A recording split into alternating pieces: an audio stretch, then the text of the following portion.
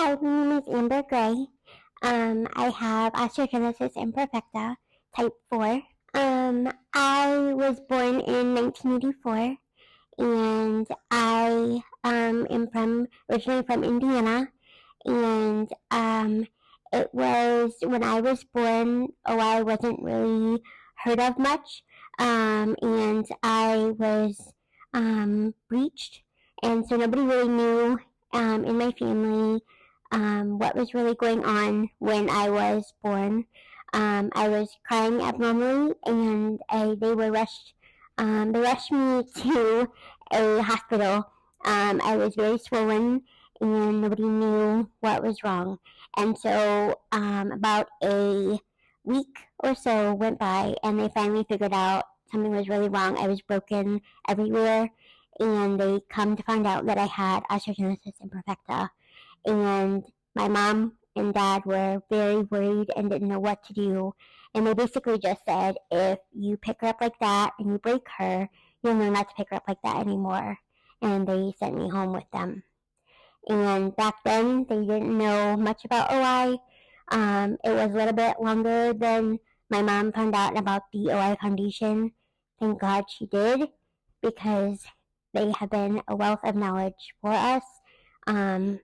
Otherwise, I truly would not be where I am today. I started going to National Institutes of Health when I was 2, and from there found out about the foundation, all of that, and it's been life-changing for my parents growing up.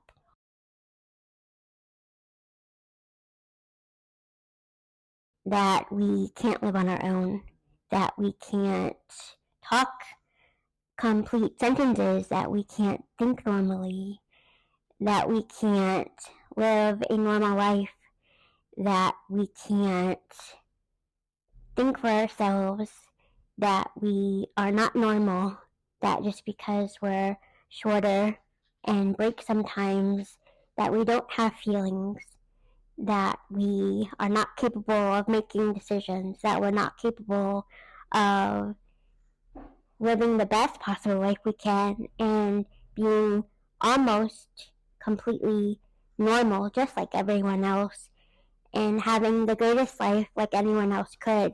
We just sometimes need a step stool every now and then. I've always loved hanging out with friends, family. I have loved volunteering throughout my life. I currently volunteer through hospice. I'm an end-of-life doula and a Reiki practitioner, and I really enjoy that so much. I also love swimming. I loved diamond painting. I love just being out there, getting to know people. I love concerts. I love trying new things. Just really doing anything, exploring, just kind of having fun, going out with my husband, trying new areas. Yeah.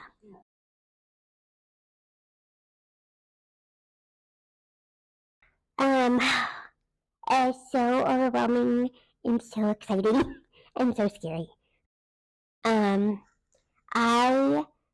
My daughter is now 15, which I can't believe it. That went by in the blink of an eye.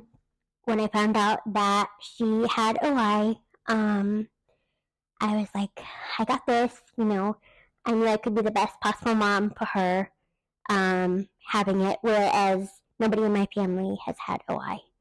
So, my advice would be to hang on to your faith. If you have faith in God, He will get you through, absolutely, hands down. He was there for me, showed up time and time again. That to reach out to the foundation, for sure, hands down. Reach out to support groups on Facebook, reach out to other parents that have OI, go to all the appointments, doctor's appointments, find out doctors that know OI, specialize in OI. I went to maternal fetal medicine. I was high risk because of having OI.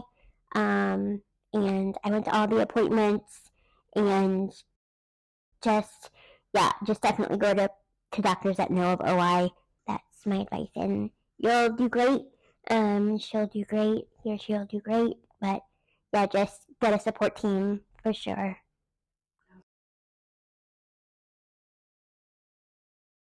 So my first national conference I went to was when I probably was like 12 or 13. It's been many years ago.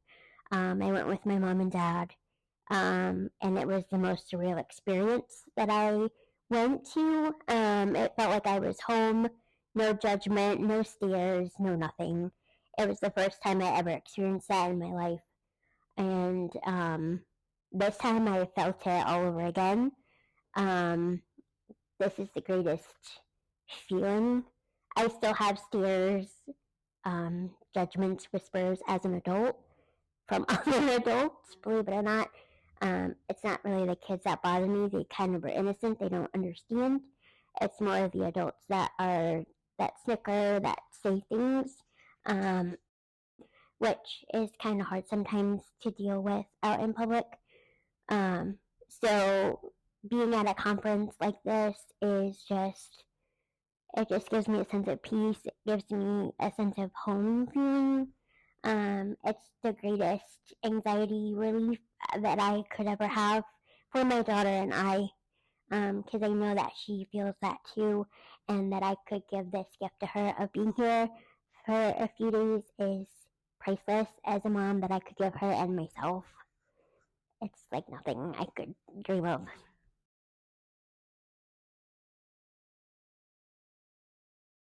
Being able to swap stories, I think, is great.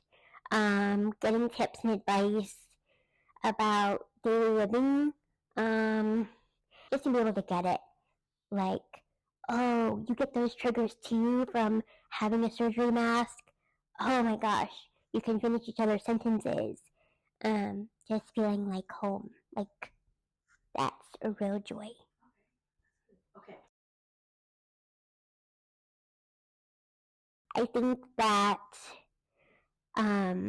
if you haven't come to a national convention or a regional convention in your area, definitely come to one if you can. Maybe apply for the OI grant if you're able to. Um, it, it definitely is worth it to be with like-minded people. Um, some people don't really have anybody that they know of that have OI, and there's nothing like it to have that support. If you don't have family that have OI, or even if you do have family that have OI, maybe having friends or meeting new friends that have OI, it's just different to just get different stories, swap different stories. Just having more and more support is just the best. It just, there's nothing like it. The more of us, it's just, it builds for the best life you can possibly have. Because we get it. We get it.